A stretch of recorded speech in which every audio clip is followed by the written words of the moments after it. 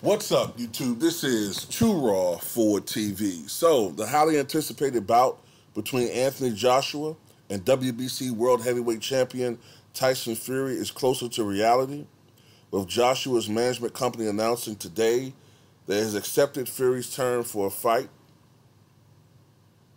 It was tweeted that all management parties have accepted terms presented due to the Queen's passing. It was agreed to halt all communication. Later responses will be taken. Last week, Fury's promoter Eddie Hearn said Joshua had accepted an offer for 40% of the proceeds from the fight, with 60% going to Fury. The all-British bout would take place December 3rd, most likely in Principality Stadium in Cardiff, Wales. Joshua, the former WBA, IBF, WBO World Heavyweight Champion with a 24-3 record with 22 KOs, was offered the Fury fight when rival champion Alexander Usyk ruled out fighting again until early 2023 because of injury. Joshua was outpointed for the second successive time by the Ukrainian fighter on August 20th in Saudi Arabia. Arabian night, like Arabian day. I'm sorry, I just did that for no fucking reason. Joshua had initially hoped for a fight date closer to Christmas, but Fury said the deal was conditioned on fighting either November 26th or December the 3rd. Now, my take on this is,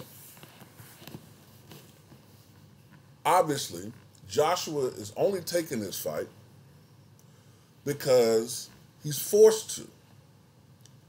His status as a premier fighter is limited.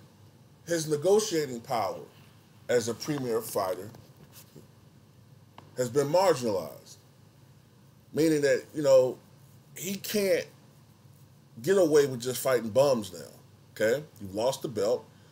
You've lost to fighters in your big fights recently. You have lost, all right? You've lost 3 times in the last 2 years, I believe. So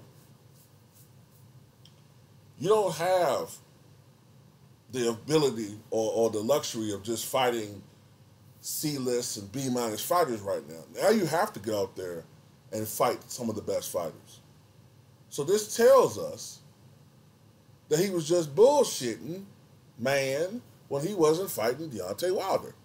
We could have been fought this guy. But he didn't want to. Because as fans, we were being fleeced. That's why I largely stopped watching boxing. The fleecing of America. Well, really, I can't even say America because he's not from here, but it's the fleecing of boxing fans. So, he's been, now he's in a position where he has to fight. Me personally,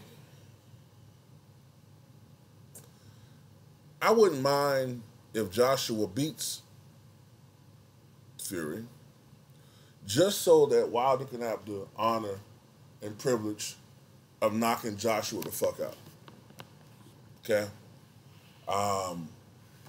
That would be great. That would be a great, great development.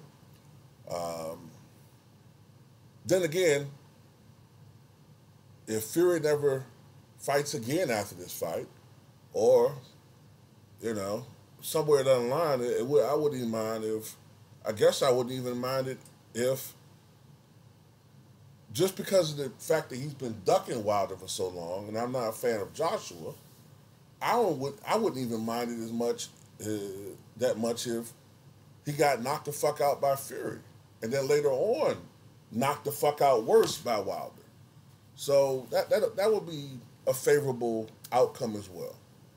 So anyway, that's all I have to say about this. Tell me what you guys think.